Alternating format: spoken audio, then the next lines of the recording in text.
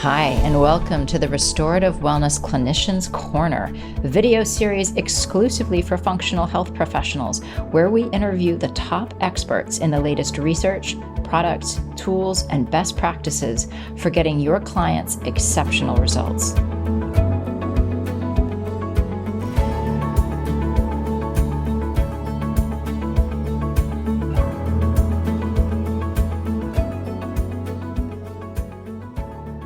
Welcome, everyone, to today's episode of the RWS Clinicians Corner.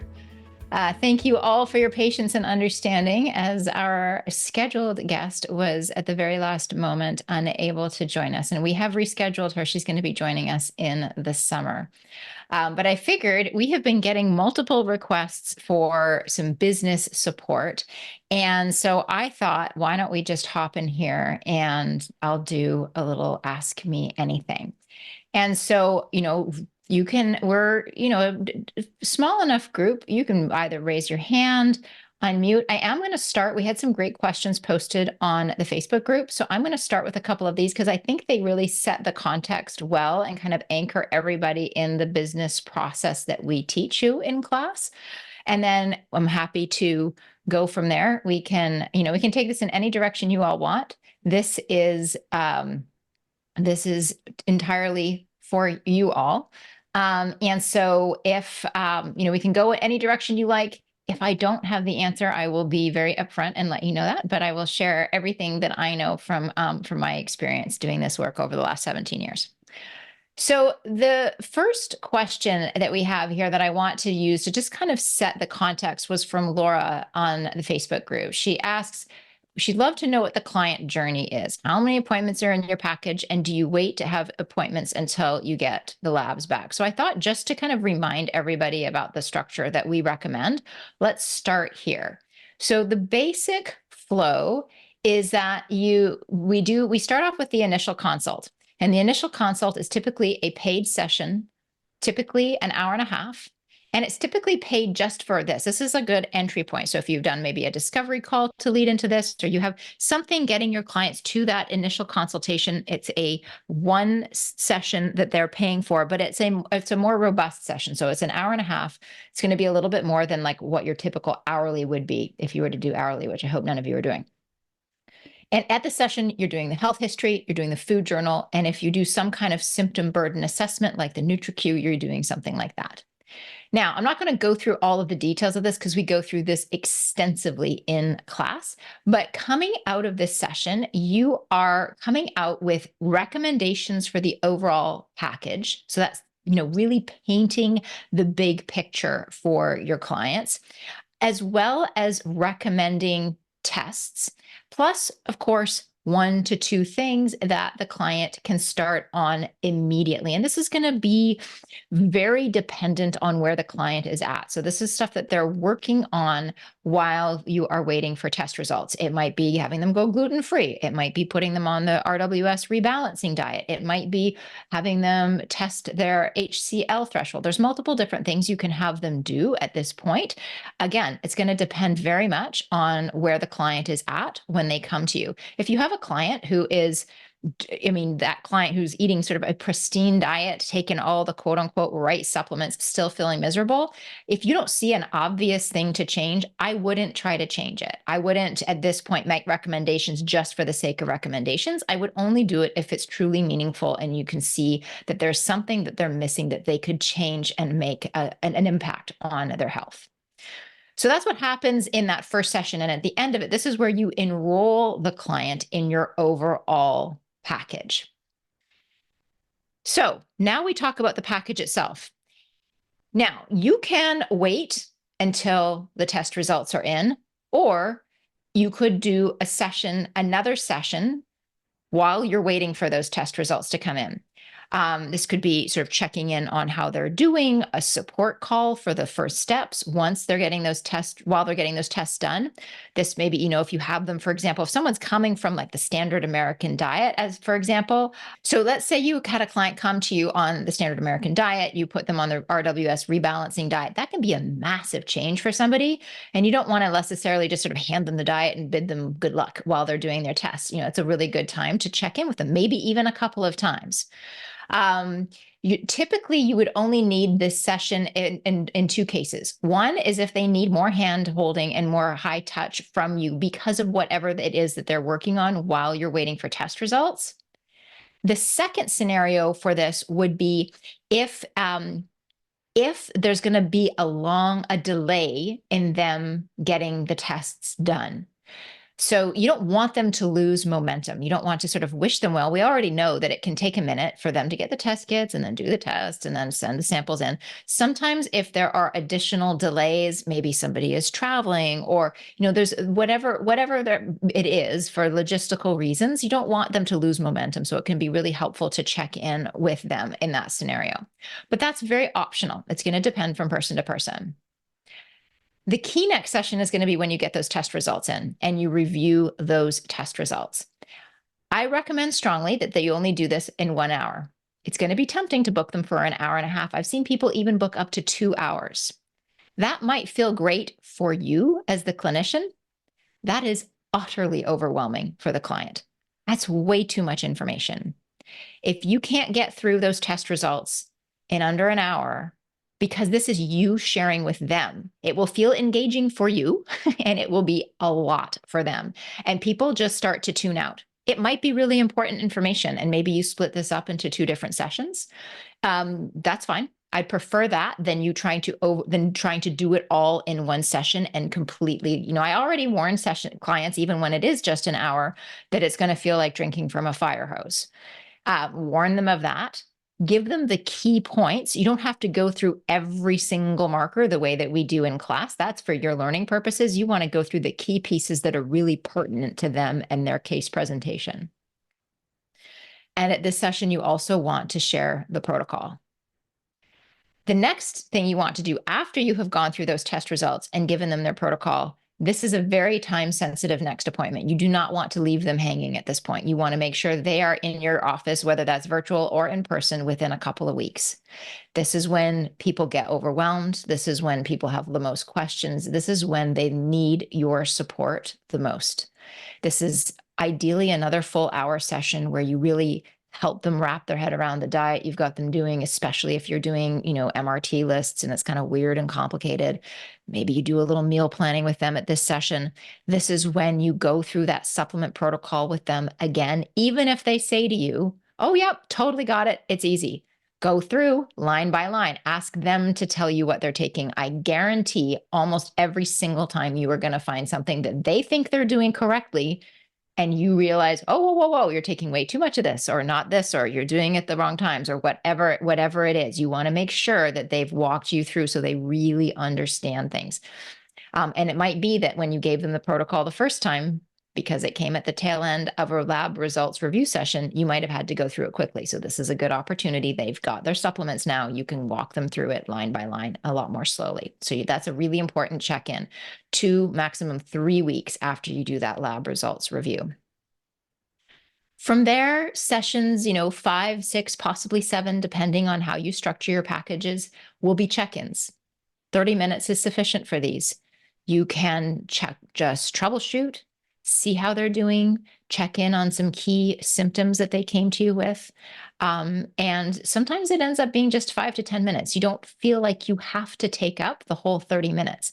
For a lot of people, their time is incredibly valuable. They want the touch point, but they don't necessarily want you to just be there filling time because it was scheduled for a 30-minute session. So don't feel like you have to fill time if they don't need it. This is a check-in. Make sure that they're on point, they're on track, answer any questions, troubleshoot anything that might be going sideways, whether that's the protocol itself or some logistics of them actually implementing it in their lives.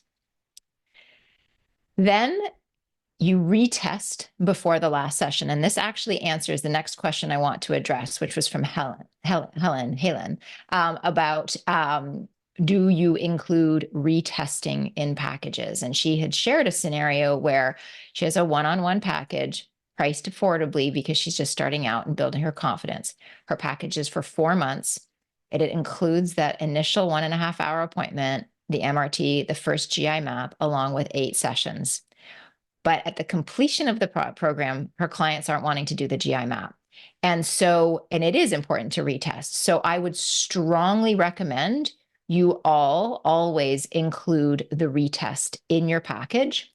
And the very last session of your package is reviewing that retest. This is a great opportunity to celebrate their progress. It might not be that you've crossed the finish line, but very likely you will have moved the needle significantly. And I want to remind you at this point, you're not just looking at lab results, because we're not just chasing numbers here.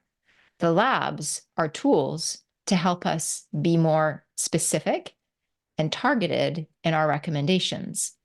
We're not just doing them for the sake of getting a perfect test. That doesn't exist. So yes, you're going to look at the labs, but even more importantly, you're going to be checking in on their symptoms. And you want to go back to that very initial conversation, and you want to check in on all the symptoms, all the health concerns from that initial consult, not just focusing on numbers on the test. And often there's going to be a lot more movement and improvement than they recognize in that moment. Because remember, people have a very short memory for how bad it was once they're feeling better and their baseline has improved. They have a new normal. You, as the practitioner, one of your jobs in this session is actually to take them back to where they started. Not to try to get them there, but just to remind them about the fiddly little things and sometimes the really big things. I love this session. I love to go back to those details, because the number of times I do that, people say, oh my gosh, I forgot that was even a thing. Like, because 3 weeks into the protocol, we knocked it out, right? So you want to remind them of their progress all along the way. And at this session, this is also where you explain next steps, ideally rolling into an annual maintenance plan of some sort. And I'm happy to answer questions on that as well. But that answers these two first questions. So how do we structure it? What does this look like? And then do you include retesting in your packages? And the answer to that question is a very wholehearted yes. Now, I'm going to answer this next question as well here, and then I see there's a hand up that I want to make sure we get to, and I see questions in the chat as well. So, and this question just kind of overall, is there a template or flowchart for how to present the packages to prospective clients rather than everyone figuring it out through trial and error? Any pitch tips? Yes, absolutely, there is this. What I'm going to recommend, so we did, and it kind of depends on when you took our GI healing class. I'm going to pop in the group chat a link. You have to be logged into the classroom in order to see that. But I'm popping in a link to the business Q&A. So you all remember for the business section, the second to last week of class, we do an extended Q&A of an hour and a half.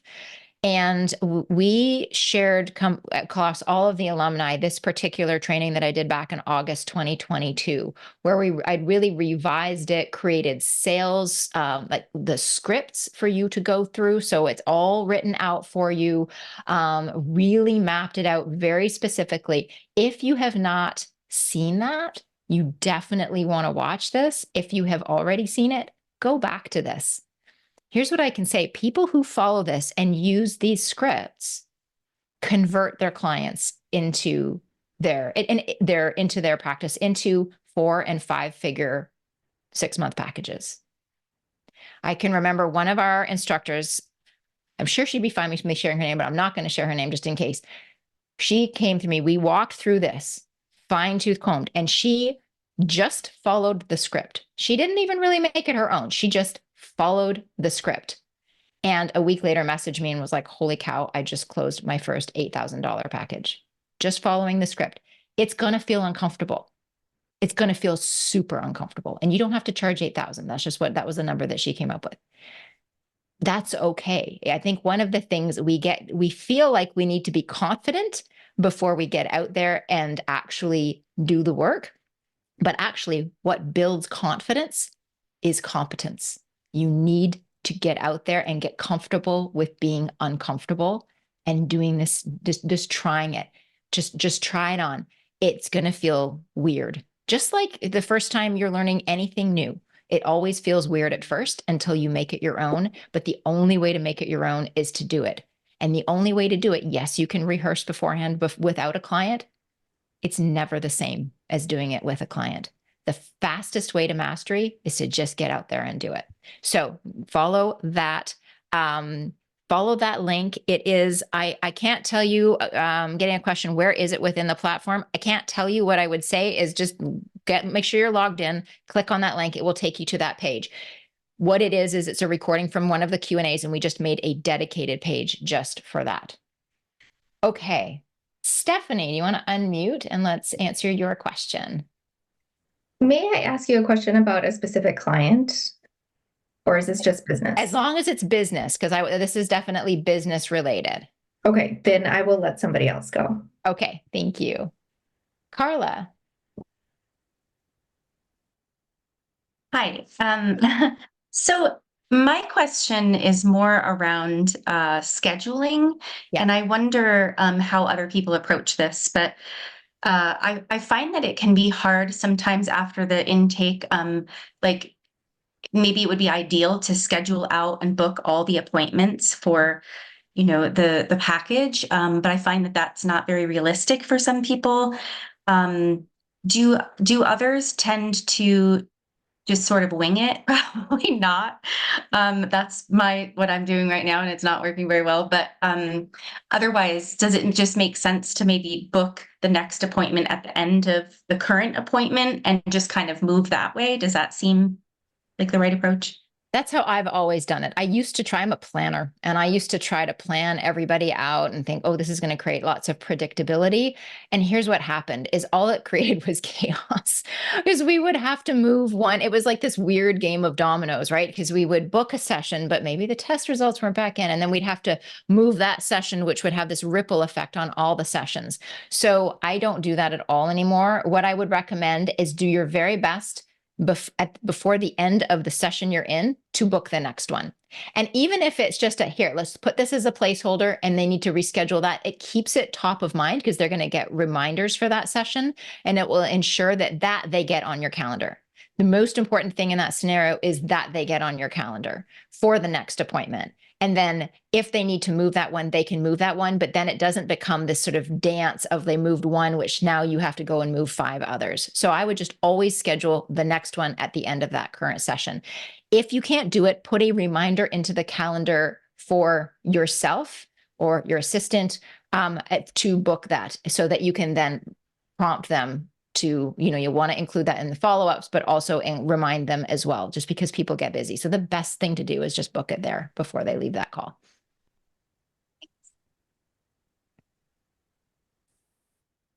Andrea. I have a question just on utilizing like PubMed. Do you have any good practices for like making that search process faster and bringing back better results? I feel like I spend countless hours for finding stuff that's not helpful. And just looking for any tips on making that research process faster, or a different resource, even if that's not the best place. We do not, unfortunately, have Paige Reagan, who is our resident research expert. She's a pro at this kind of stuff and can give some great strategies there. But here's what I will say. If you have, and I haven't played with this extensively, but I have colleagues who have. So as you all probably know, services like the new AI stuff, you don't necessarily like just popping into Chat GPT and asking for research. It's going to make stuff up. It's not necessarily going to give you anything accurate. But if you pay the pro Chat GPT, which is $20 a month, quite frankly, I think incredibly worth it. Some of their, what do they call it? I think they might call it plugins, but there are services like iResearch. There's a couple of different ones that are very specifically for, like they're designed for researchers. Let me see if, as we're talking, I can find you the name of a couple of them. So if you have the pro account and you click on Explore GPTs, research and analysis. So some of the ones that come highly recommended. Again, I have not played with these myself. Consensus is one. Scholar AI. I see Scholar GPT, but I think it was Scholar AI. The Those three I have heard good things about. I have not played with them myself. The reality is that the searching PubMed and these kinds of things, it is laborious. And so this can help speed that process up. And the more you play with it and it kind of gets to know you, the better. But I would not just go into a plain old Chat GPT or Claude.ai and ask that question, because it will return junk and it will add to your workload. But that's a starting point. That's not the best answer, but I'm not a research expert. I wish Paige was here. If I see her pop in, I will I'll impromptu call her up and ask her for her tips as well. Let me see here. Let's go, Suzanne. Hey, I just have a couple questions. So one is about your tech stack recommendations, because there's so many different recommendations here. Like I just purchased Kajabi because everyone's like, do it if you want to do course creation down the road. I have Practice Better. Yep. And I think that someone recommended like Xavier to be able to have those two talk together. But I want to know if you use like a contact management system like Keep or something else, or do you just use Practice Better? I just would love to get like your feedback on what you use, what works, what doesn't, especially in this industry. Yeah, 100%. So it depends a little bit on the goals of your business. Practice Better can do a lot, but it is not a CRM. You will definitely be limited in terms of what you can do. It is phenomenal at managing your practice, but it is not phenomenal. I mean, they try to, and there is a lot you can do, but it is very different from a CRM. Agreed. The different CRMs now, Kajabi, I believe there is CRM functionality in Kajabi. I don't know that service well enough to be able to speak to it. Okay. What we use is Entreport, which is parallel to Keep. It's a lot more user friendly. These are probably more than what you need, honestly. MailChimp is one that a lot of people use. Is it HubSpot is another one. I think that you want to think about what is the goal? Like, what are you wanting to achieve? If you are going to create courses and funnel people through that, I believe Kajabi can do a lot of that. ClickFunnels is another that a lot of people use. The more plug and play, if you're going to do it yourself without a support team, the better. So Kajabi and ClickFunnels would be ones that work really well in that. Entreport and Keep, you need that. That's especially Keep that used to be Infusionsoft. That is one that is not necessarily very user friendly, and you will end up. It's not just expensive as a software, it's a huge time suck in terms of the learning curve. So I would say you want to use one that is more sort of plug and play like that. And then, be thinking about what the end goal is. If you're going to do classes, are you going to have a blog? Are you going to have affiliates for those classes if you do classes? So you want to be thinking about what is the big picture of what you're trying to do. And you might not be ready for this yet, but you want to be thinking down the road. Like you want to be making decisions not based on your business. You want to keep in mind your business today, but you also want to keep in mind, where is it that you're going with the business? Because once you're kind of in bed with one of these platforms, it is hard. It's a big old pain in the tushy to change from one platform to another. It's totally possible. It just adds a huge layer of work. So if you know you're on a big growth curve and you have an idea of the trajectory, then you want to be thinking about what you're going to need for that, and then reverse engineer into which one of these platforms makes the most sense. Kajabi, I have heard fantastic things about. I know a lot of people use it for their courses, and I'm not, as I said, I'm not an expert, but I do believe there's a lot of functionality in there that you'd be able to do quite a bit with that platform. Okay, and then you said that Entreport is what you use as kind of a replacement for Keep. That's Entreport is what we use. So that's what we use. I mean, we use Entreport at RWS. We use Entreport. We squeeze out the last drop. We use it for everything. It manages our classroom. It's what we do for all of our contact management, all of our emails, all of our funnels, all of our affiliate stuff, all of our, sales pages, all of it is done on Entreport for us. So it is the backbone of the business. In my private practice, I also used Entreport. Quite honestly, it's probably a little overkill. At the time when I was doing courses and things, you can do courses through it. So I liked Entreport because it was everything in one place.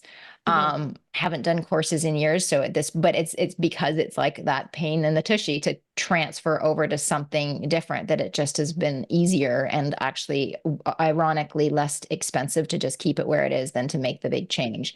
But right now, I wouldn't say in my private practice, I'm also not focusing on my private practice, but I wouldn't say in my private practice, it's something that I need. But the nice thing about working with those kinds of systems is that there's just so much diversity. You know, you can tag contacts and like really track people's experience. You can see what's working and what's not. You can see where people, if you have, you know, an email series where you're sending out multiple emails, you can see, oh, look, people got to just this point and then nobody opens the emails after that. So you can see what's working and what's not in terms of your communications to your audience. So I do recommend those kinds of things. If you're going in the direction of doing courses and you're going to be doing launches and things, then I would recommend that you get one of these. Okay, awesome. Thank you. You're welcome.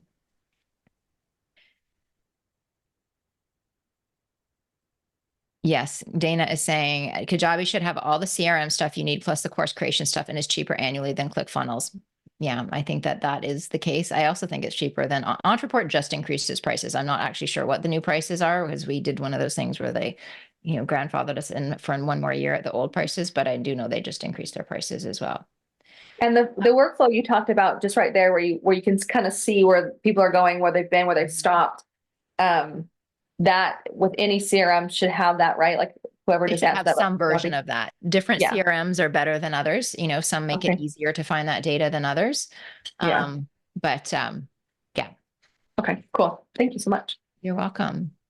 I'm going to answer, Divya had a few really great questions about some common objections. I'm sure all of you have heard these, and I want to talk through these, and then I'm going to come back to questions for those of you who have your hands up. So Divya asked, she said, I'd love to hear your approaches to some common objections and how you speak to it. I have to check with my spouse. I need first to talk to my doctor and do a test. And the third one is, I want to start in 4 months due to finances. I'm sure you have all heard some variation on at least one, if not all three of these. So let's talk these through, because my approach to these, it might be a little bit different than what you've heard in other places. And I will say, I view, just as context, I view sales as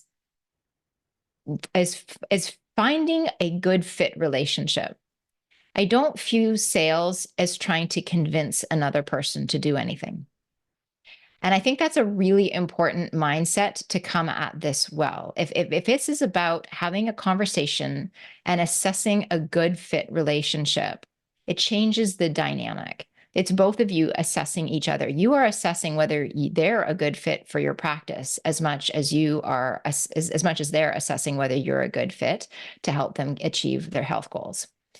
So I think, let's start with the spouse one. I never fight this. I don't try to talk them out of it. I completely agree with them. So I say, absolutely. I think it's super important for the two of you to be on the same page. I'm totally happy to talk with him or her, if you think that would be helpful. So I never try to talk them out of needing that. The reality is, and this is exactly what I'll say to them, your success in being successful in this program is dramatically increased if the two of you are on the same page. So let's get them on that same page. I'm happy to help in any way I can. Now, if you suspect that this is BS, and then it's not actually about the spouse, it's just them making an excuse and deferring, which it can be. Any one of these excuses can be them just being like not knowing how to say, no, this doesn't feel right, and just giving you something because it's hard to say no and it's easier to blame it on somebody else. That can absolutely happen. And if that's the case, it's not your job to try to convince them otherwise. It's your job to look at how you navigated that conversation such that they aren't clear on either the transformation that's possible, maybe they don't want it enough, or they're not clear that you are the ally and kind of the ticket to helping them achieve that goal. So this becomes more of a self-reflection process, because if it's not about the spouse, then It's about how you presented it to them. And this hasn't been a full yes. And that's a hard thing to take on. It's easier to try to talk them into not needing the quote unquote approval from their spouse. But the reality is, no matter the sex of the person you're talking to, I mean, I've heard people say, well, you know, why do women always feel they need to get the approval from their husbands and things like that? And yes, there is that dynamic, and it, you know, there can be funny elements there. And we're not here to sort of psychoanalyze relationships. The reality is that client is going to be far more successful if they have their spouse on board. Doesn't matter the dynamics. Otherwise, that it's going to be more successful. And if it's not about that, then they're not bought into the process. And it might be that they're just not a good fit, or it might be that you need to work on helping them see the true transformation of what's possible. Now, let's run the scenario that it actually is about the spouse, that it really is someone is so bought in, they can't wait to do this, and they know that their spouse is going to be really reluctant. Maybe their spouse is super 2 feet into Western medical. They think this is all woo-woo. They think this is, you know, kind of BS. They're not buying it, and you need to enroll them in this. My strategy for that is to name every single one of those objections with the spouse right up front and empathize with them. I want to bring them on my team. And the way that to do that is not to fight them. It's to step onto their side of the conversation.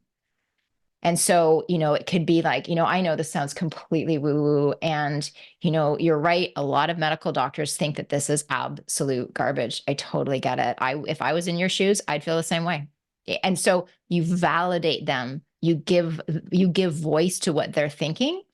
And then rather than trying to argue with them or even prove your point, what I like to do here is tell stories of others who were in a similar perspective and then got amazing transformations. So you can, maybe it's from yourself. You can say, you know what, I used to feel exactly the same way. Before I got into this work, and just tell a personal story, or tell the story without any revealing, of course, any personal details, but of another client. You know, such and such client, super reluctant. The only reason why they came to me was because their best friend arm wrestled them into it. They thought this whole thing was absolute garbage, but they just, we had a conversation. They said they'd give it a try for, 3 months and then share the transformation with them. But the key is that what we often do, it's very human, is we get defensive. And we go into, let me tell you why this is going to work. And that's exactly what you don't want to do. You want to get on their side of the thing, and you want to show them that you are having a conversation more. Like, if you think about it visually, when they state their position and then you try to defend, it puts you on opposite sides. And now you are fighting each other. And the natural human tendency is to like dig in. Even if they start to agree with you, they're not going to, because that's just the tendency, is to protect our position. So what you've got to do is adopt their position, share it with them, and then share a story of somebody else who was also in that position and how they overcame it and how they got results from it. So I think that that's, it's going to be a very individual thing once again, but I think that you really want to not try to convince them or try to kind of sidestep the conversation or do something sort of really smart, no, just name it head on. The more I think that we can all, and I think this applies to all hard conversations at any stage in the process with a client, whether it's at the beginning or if they're struggling in the middle, the more we can take the personal out of it, in terms of like the taking it personally is what I mean. The more we can not take it personally, just say what we're seeing, name it as objectively as possible, and empathize, try to step into their shoes. The easier those hard conversations become. And this applies to all hard conversations, but definitely in those situations. So I would apply that same thing. The third example, I want to start in 4 months due to finances. It's the same thing as talking to the spouse. Sometimes this is just saying no without saying no. But if it's real, empathize with them, maybe offer them package financing. You can get creative with the financials to see what would work. I will say I have been that client who has said, I can't do this right now, but I will be back in 4 months. And I know I surprise the heck out of people when I do come back in 4 months. When I'm ready, But but that's because I'm sold on the process and it truly is about the money. So if they don't come back in 4 months, it wasn't about the money. I hope that's helpful. I think that middle example, it's a very similar thing, like talking to the doctor first and doing a test. Again, completely empathize, relate to their situation, and then explain the likely outcomes, like kind of walk them through that scenario, like and lean on other clients' experience or your personal experience. One of the things that I would get when clients would come to me, I mean, you guys have probably heard me say this in class when people are saying, well, what about having insurance pay for whatever insurance will pay? I tell the story of my client who was so excited when we finally got to SIBO testing that he could run this through insurance. And he did, and he went to the lab and he did the breath test, and insurance paid for exactly, I think, $100 or $200 of a test that he ended up, the copay was $1,800. I could have gotten him that test for less than the copay, or for less than what the insurance covered if he had just like let go of the insurance. So I love to tell that story because it's not me trying to convince them not to put it through insurance. It's just me like, I just need to tell you a warning story. This is what happened with another client. Sometimes these things, it's a great idea, but I'm empathizing with them, and I'm sharing that information through story as opposed to trying to convince them otherwise. Is that helpful? Awesome. Okay, Teresa. I'm sorry, I'm in the phone and it just couldn't come. No That worries. little thing in the bottom to unmute. So I think you already answered a big part of my question because just as a follow-up, I am having problems even with people booking the initial consultation. Okay. And I have clients that either found me in social media or that because I gave a talk and they heard me speak for an hour and then they book a free call. And in both cases, one of them after the free call, they did answer a couple questionnaires, but then she disappeared, never booked the initial consultation. Another person just had all this financial, I have to check if I can afford it. And not even my initial consultation, I'm charging $300 right now for the 90 minutes. I think it's reasonable. I don't want to go any lower than that, but I also think that if somebody's ready to do the work, they should be able to make that effort to pay $300. Yeah. So it's like, what am I missing? I kind of feel like sometimes we get, when people are established, it's kind of easy for you to say, let go of people that are not ready, but you are kind of like trying to build a practice. So you need to be able to convince as many people as possible. It's not as much as just say, well, they were not ready. It's okay, just let them go. So as like I want to find the balance. 100%. So you need the clients, 100%. You really don't want clients in your practice who are not the right fit. So I don't know that the answer is convincing them more. I think the answer is you have had two people who have been interested in booking an initial consult, one through social media and one through a talk you gave. That means that you are having some success with the sort of the top of your funnel, right? Like people finding out about you and booking that a discovery call.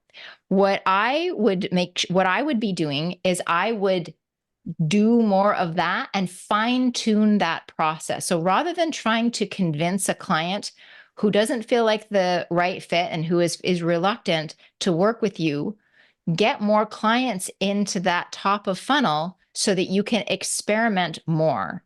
So do more talks. And think about one of the things that I think we get really excited about process, right? Like we love the tests, we love the digging in. Like that's why we're clinicians. This is what we do. Our clients, our prospective clients, they don't care. They want to be inspired about the transformation. So you want to be really focusing your conversations, even in that discovery call, about what's possible in terms of a health transformation and the end result. And now you can't guarantee results, right? Like we know that. We can't say like, oh, I guarantee if you come with me, we're going to resolve all of these issues. There's way too many confounding factors. The human body is way too mysterious.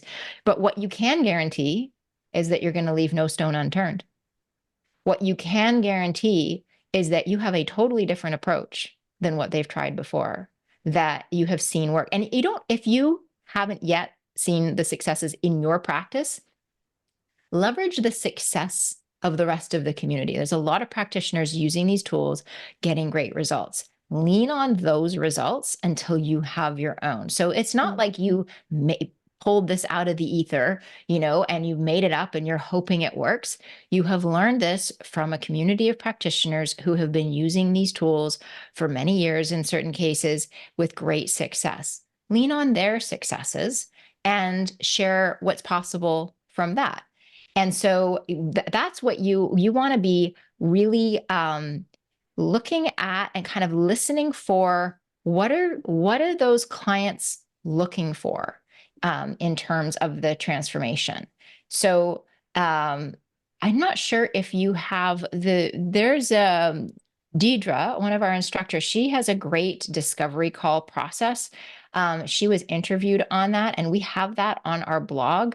So you can go through our blog. Maybe Julie, while we're talking here, if you look up Deidre's name, she should show up there. We can post the link in the chat here for you. But she walked through how to do a really successful discovery call. She doesn't even do the initial consults. She sells right from this discovery call into like a 6-month package. I don't even know how she does it. She's a wizard at this. So I would read through that and kind of study her process and then just get more people into the discovery calls. It's not unusual for the first few that you do to fall flat. That's not unusual. I mean, if you saw the number of people at the beginning of my practice that I talked to, that I tried to get in, I mean, there was so much trial and error and flopping about, like a fish out of water, trying to figure out what works and what didn't work. But I think the key point that I'm trying to say here is keep experimenting, keep trying, keep refining that discovery process, but don't try to convince a client who's not ready to work for you or with you, or who is not the right fit to then work with you, because that is not going to, the likelihood of that scenario working out in your favor is very, very slim.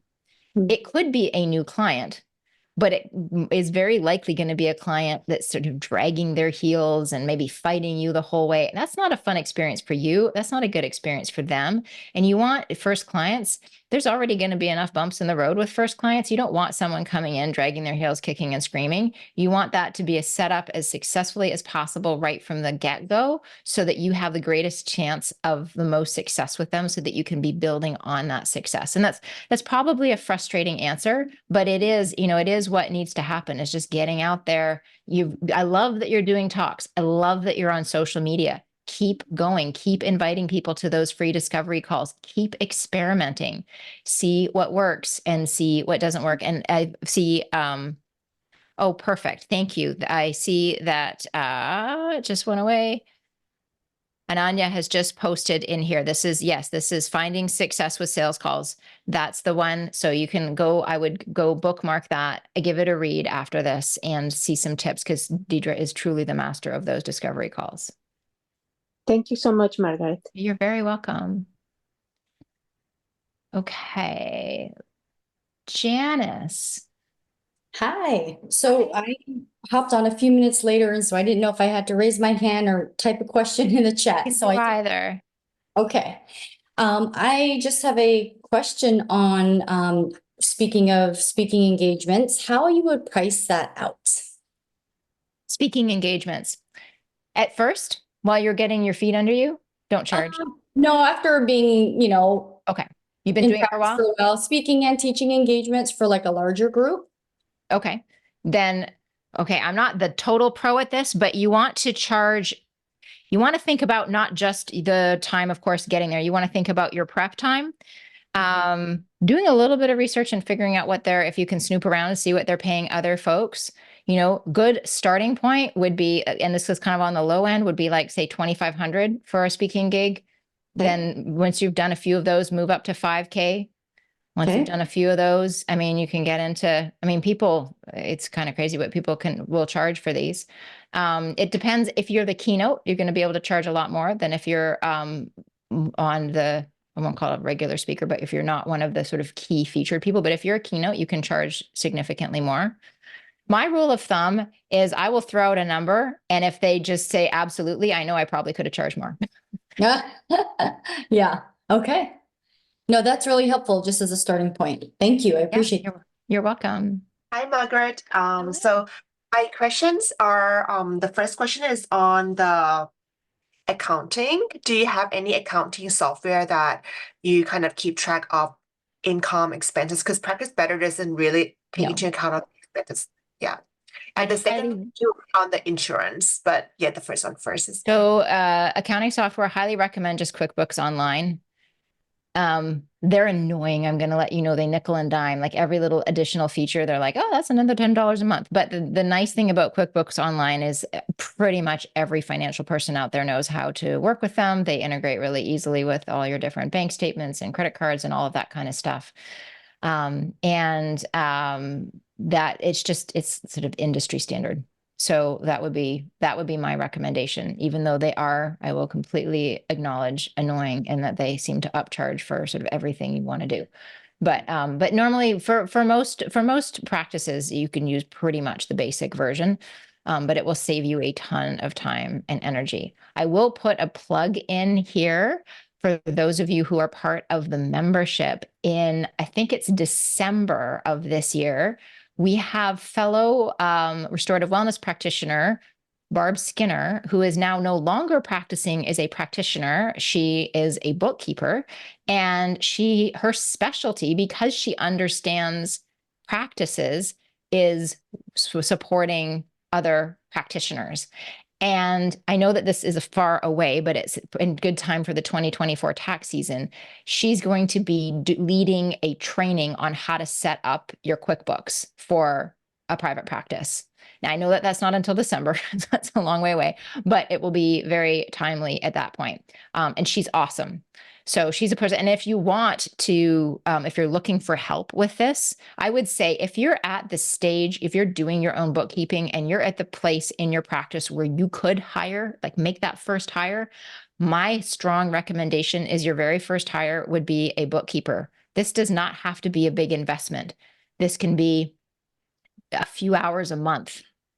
And somebody who knows what they're doing will fly through things that if you don't know what you're doing can take you hours and hours and painful hours. Take it from somebody. It took me years to make that decision. And then when I finally hired the bookkeeper, I could not believe A, how inexpensive it was, and B, that it had taken me that long. So what I would say, QuickBooks Online, check out Barb's stuff in December if you're part of the membership. And definitely, if you're in a place where you can afford support in this area and bookkeeping is not the thing that lights you up, I highly recommend hire this out because it's probably a lot cheaper than you think it is. So is it the one that I sent on the chat? QuickBooks.intuit.com? Yep, that's exactly what it is. That's exactly what it is. Yep. Awesome. My second question is on insurance. So what is your usual responses to clients who are like, I want to kind of go to my doctor and take the test so that, they can reimburse for insurance. Yeah. And I guess most of the, the GI map and the MRT are not covered, but the blood tests, they can actually go to the doctors, but although like not all the markers, the doctors can actually test for them. Yeah. I love this question because I have I've refined my response to this over the years very significantly. So first off, I have a conversation about standard of care and say, look, here's how insurance works. Insurance covers standard of care, and just about everything we're doing here is outside standard of care. And standard of care is sort of the bare minimum. It's all focused on this, diagnosing pathology, which is then medically managed, and it's just not the paradigm that we're working with here. So very little of what we do will be covered by any kind of insurance, whether your doctor recommends the test or whether I recommend the test. When it comes to blood work, yes, some of those markers can be covered by insurance. Here's the deal. The comprehensive panel that's going to give us the best insights into what's going on with your health is, when covered through insurance, a $2,000 to $3,000 panel, which it's very likely insurance won't cover. And if they cover part of it, you can get stuck with a really large bill for the rest of it. I can get this test for you for less than $250. It is a screaming deal. And it is the value for that money is, it's the return on your investment is so significant than the risk of going through the insurance. And if they continue to ask, I will explain a little bit more about medical insurance, because I used to feel like, oh, these doctors, why won't they order these labs that I want them to order? And what I have learned is that because insurance is based entirely on standard of care, if a doctor puts in a requisition for labs that the insurance company does not deem necessary, which, let's face it, a lot of what we're looking at, we're doing this proactively and preventatively. We're not doing this to diagnose anything. That's not our work. That's not what we're doing. It's out of scope of practice. We don't want to do that. So if insurance is looking at that and sees that the doctor has recommended and requested tests that the insurance company does not deem part of standard of care, it's the doctor who's on the hook. And I have worked along. So a lot of you know, I used to be a business coach before I did this, and I still have a couple of business coaching clients, one of whom practice in LA. They used to be insurance based. They're now entirely cash based. But what I watched happen multiple times is insurance companies would come to these doctors years later, audit them, and change their minds and say, oh, we paid for this, we paid for this, we paid for this. But that's not standard of care. That's not standard of care. And these doctors would be on the hook. I've seen them on the hook for 80 to 90 grand in back pay. They're not going back to their patients and asking, because that's the patient got the benefit and then the doctor's on the hook for it years later. So I say this so that you all as practitioners, because I used to be so frustrated with the conventional medical world, like, why will they not order more than TSH and T4? Like, why are they not doing more? Well, they can't, because if they do and they try to put that through insurance, they're the ones on the hook, and insurance companies are brutal and they do audit and they do charge them an inordinate amount of money that they then have to pay out of their own pocket. As soon as I learned that, my compassion for the medical world and the constraints that they are working under went through the roof. And it also made me realize why insurance just doesn't have a role in all of this, because it's just so firmly outside of standard of care. So take that conversation and feel free to, turn that into your own language. But that's the way that I would have that conversation. And then use my story about the SIBO, and you can say, a colleague of mine had a client who was so excited that he could get a SIBO test done at the hospital, and he did, and he ended up paying $1,800 in copay when she could have gotten him the test for $150. The insurance company ended up paying more than he would have paid just out of pocket, and he ended up paying more than 10 times what he would have paid if he just paid it straight up. It's just not worth it. So, and I've never, as soon as I've explained that, almost every time people are just like, oh yeah, that's crazy. And they'll just pay it. Especially blood work, because it's $250, which is nothing in the land of testing. It's nothing. People can spend thousands. And it really is. I remember when I got our RWS panel done, it was the year that my second daughter was born, and there had been a bunch of expenses. So we'd met our deductible, and I knew insurance paid. And I remember talking to the doctor and listing things off that I wanted. And he said, oh, he looked at just the thyroid panel that we get through RWS. He said, are you sure you want all those markers? That right there is $1,200. That's just the thyroid markers, you guys. And we get the whole thing plus so much more for $250. That was when I was like, oh, wow, this really is a screaming deal. So it's a screaming deal. And same rationale for the deductibles, I guess.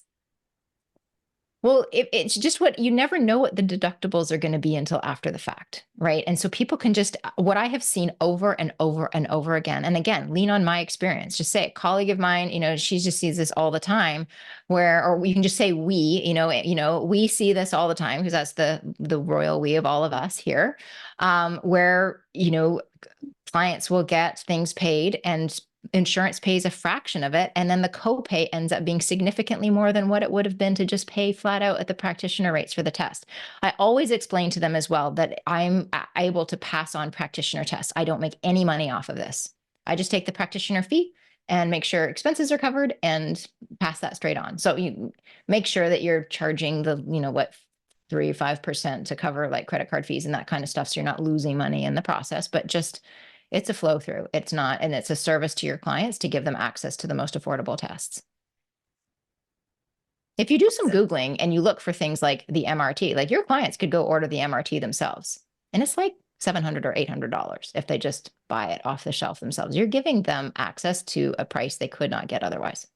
I have a few questions. I don't know what we have time for, but a couple of them revolve around Practice Better. And I was just wondering if anybody has ever built a course or an evergreen course with Practice Better, because I know it's doable. And I did my first online group class that way, and so far it's been running pretty well. I'd like to do an evergreen course eventually, though. And then I'm also just wondering if anybody's ever created some kind of membership fee.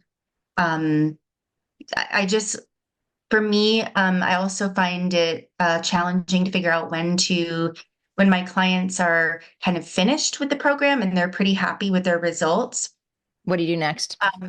Like what to do next. And I think there's some really cool features in Practice Better, like being able to still use it almost like an app where you can track your nutrients, and you can use meal planning and sort of work those in together. So I think there's a way to do it. I just have never figured it out yet. I was just starting to think about that. And then also, sometimes I get some clients that just continue to ask a lot of questions, but they're not necessarily booking another appointment. Yeah. And so it's like, where do you, I don't know, draw that line? And yeah.